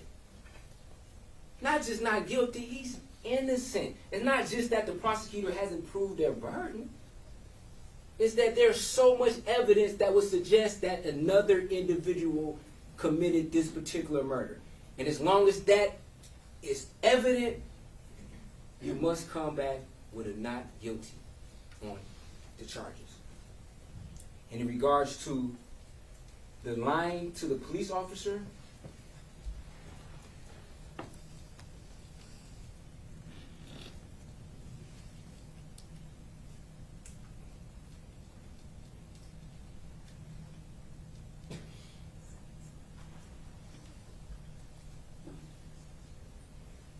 the crimes that were being investigated, that's an element. These are detectives, homicide detectives. They weren't investigating on larcenies. There was not any type of criminal investigation for larcenies. Why wasn't Mr. Jackson-Bolanos charged? Homicide detectives don't investigate larcenies. They investigate homicides.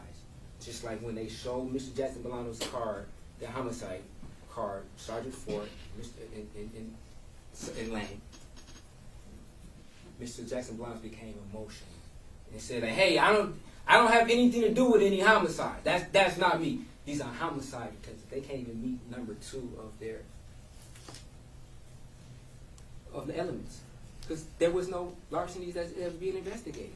They weren't investigating. They were trying to lure him in. They were investigating the homicide, and they beat all around the bush. They started talking about some glasses. Then they started talking about some cars they was never charged with. Nobody was ever interviewed. They never even tried to find out whether or not somebody's car was actually open and things removed from it. It was all aroused in order to try to insinuate that Mr. Jackson-Bolanos committed this murder, and he did not. So, ladies and gentlemen of the jury, you must find Mr. Jackson-Bolanos not guilty on our charges.